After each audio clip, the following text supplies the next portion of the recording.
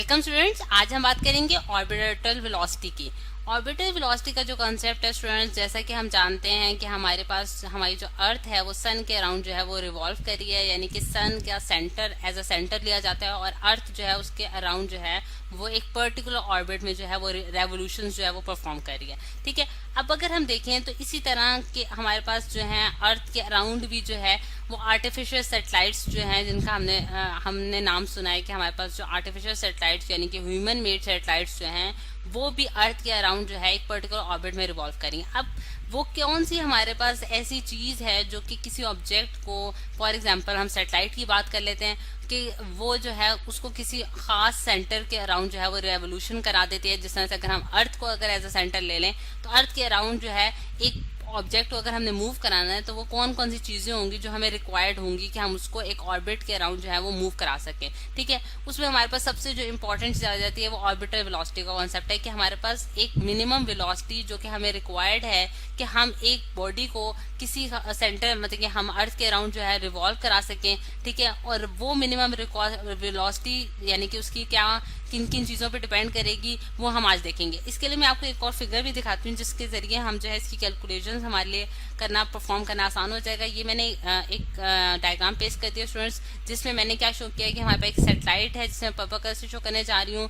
ठीक है, और उस सैटेलाइट का जो हमारे पास डिस्टेंस है यानी कि सेंटर से उसका अर्थ के सेंटर से जो उसका डिस्टेंस है स्टूडेंट्स वो मैंने स्मॉल आर से डिनोट कर दिया। ठीक, अब इसके लिए जो मिनिमम वेलोसिटी जिसके जरिए वो अपने एक ऑर्बिट में रिवॉल्व कर रही है, जिस तरह से ऑर्बिट ब्लैक कलर से शो किया है, उसकी जो वेलोसिटी है वो हमारे पास क्या है, v है। और v क्योंकि हमारे पास इस केस में टेंजेंशियल वेलोसिटी होगी। टेंजेंट का कॉन्सेप्ट जिस तरह से आपने देखा है कि हमारे पास एक ऐसा सर्कल मतलब एक ऐसी लाइन जो कि सर्कल को एक पॉइंट पे टच करे स्टूडेंट्स, वो हमारे पास टेंजेंट कहलाता है। और टेंजेंशियल वेलोसिटी जो है वो वेलोसिटी है जो कि टेंजेंट की डायरेक्शन में एक्ट करती है। ठीक है, और इस चीज का ये वाली जो बात है ये स्टूडेंट्स हमने पिछले लेक्चर्स में भी देखी थी कि हमारे पास जो वेलोसिटी की डायरेक्शन होती है वो अलोंग द टेंजेंट होती है, और जो एक्सेलरेशन की डायरेक्शन होती है यानी कि अगर कोई बॉडी सर्कल में मूव करे तो उसके पास कौन सी एक्सेलरेशन होती है, सेंटीमीटर एक्सेलरेशन होती है, और उसकी डायरेक्शन टुवर्ड्स द सेंटर होती है, सर्कुलर पाथ में कन्वर्ट कर देती है। तो हम जानते हैं स्टूडेंट्स कि हमारे पास एक जो कॉन्सेप्ट आ जाता है सेंट्रीपिटल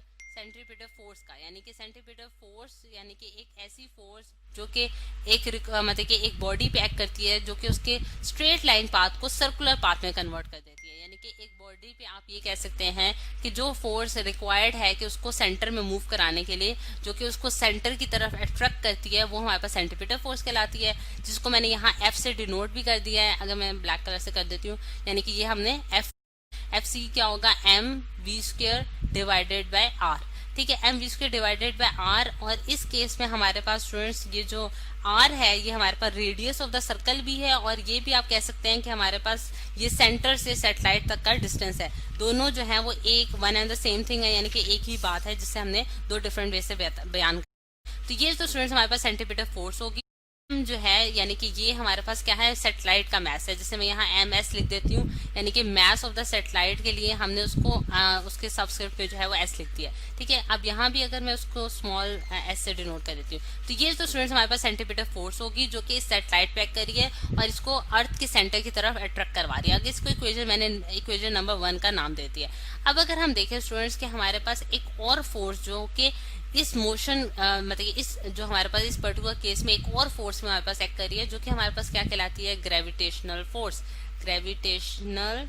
यहाँ मैं लिख भी देती हूँ, ग्रेविटेशनल फोर्स। ठीक है, अब ग्रेविटेशनल फोर्स जो कि आपने पढ़ रखी है कि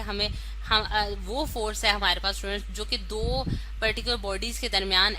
मतलब कि अट्रैक्शन की जो फोर्स है वो हमारे पास ग्रेविटेशनल फोर्स कहलाती है। अगर मैं ये कहती हूँ कि मैस ऑफ द अर्थ जो है वो मैंने क्या लिया है, कैपिटल एम से डिनोट कर दिया, और सैटेलाइट का मैस एम एस से डिनोट कर दिया, तो इन दोनों बॉडीज के दरमियान जो है वो ग्रेविटेशनल फोर्स जो है वो एक्ट करेगी, जिसकी वैल्यू जो है अगर मैं एफ जी से डिनोट कर दूं तो वो हमारे पास किसके बराबर होगी, G m s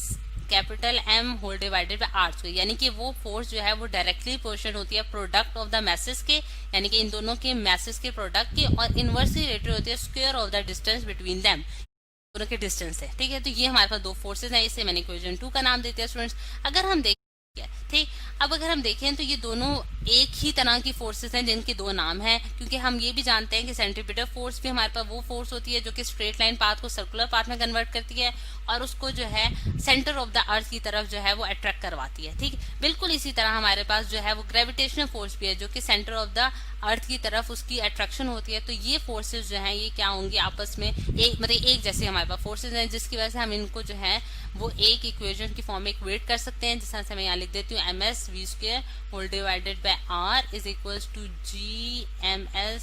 capital M whole divided by r²। अब इनको जो मैंने इक्वेट किया स्टूडेंट्स, तो इससे मैं जो है v की वैल्यू जो है वो आसानी से निकाल सकती हूँ, जो कि मैंने जिस तरह से मुझे पता है कि ये मेरे पास वो वेलोसिटी है जिसके तो मेरे पास G M whole divided by R बचता है और एम एस जो है वो एम एस से कैंसिल हो जाएगा, यानी कि m whole divided by r के बराबर आ गई। अब इस इक्वेशन को अगर हम देखें, यानी कि इसकी रिजल्ट डिस्कशन कर लेते हैं स्टूडेंट्स कि हमारे पास ये जो वेलोसिटी आई है जिसे मैं ऑर्बिटल वेलोसिटी कह रही हूँ, ये मेरे पास जो है ये किन चीजों पे डिपेंड करती है। अगर आप देखें तो ये मास ऑफ द सैटेलाइट पे बिल्कुल भी डिपेंडेंट नहीं है, यानी कि इसकी डिपेंडेंस एमएस पे नहीं है। यानी कि अगर आपके पास से रिलेटेड है आर से, यानी कि इन दोनों मतलब कि अर्थ से जो सैटेलाइट तक का डिस्टेंस है स्टूडेंट्स वो बहुत इंपॉर्टेंस रखता है अर्थ से, तो फिर उस केस में उसके पास जो है उसकी ऑर्बिटल वेलोसिटी जो है वो हमारे पास इंक्रीज कर जाएगी। ठीक है, लेकिन हमने जिस तरह से मैंने पहले भी इसको एक्सप्लेन किया है कि ये हमारे पास एक मिनिमम वेलोसिटी है जो कि एक सैटेलाइट को रिक्वायर्ड है कि ताकि वो जो है एक अर्थ के अराउंड जो है एक पर्टिकुलर पाथ में जो है वो रिवॉल्व कर सके। अगर इससे कम की किसी भी सैटेलाइट के पास वेलोसिटी इससे कम होगी तो वो क्या करेगी, वो अर्थ की तरफ दोबारा गिर जाएगी अर्थ की तरफ। ठीक है, फॉल टुवर्ड्स द अर्थ, यानी कि आप उसको एक पर्टिकुलर ऑर्बिट में उसकी रेवोल्यूशन नहीं करवा सकते अर्थ के अराउंड। तो स्टूडेंट्स ये हमारे पास जो है कॉन्सेप्ट है ऑर्बिटल वेलोसिटी का, और इसके जो यूनिट्स हैं स्टूडेंट्स वो सेम यूनिट्स हैं, यानी कि मीटर्स पर सेकंड में हम इस वेलोसिटी को मेजर करेंगे, मीटर्स पर सेकंड में ही मेजर करेंगे। और इसकी डायरेक्शन जो है स्टूडेंट्स वो अलोंग द टेंजेंट होगी, जैसा कि इस फिगर में भी शो किया जा रहा है कि हमारे पास अलोंग द टेंजेंट जो है उसकी डायरेक्शन बताई गई है ऑर्बिटल वेलोसिटी।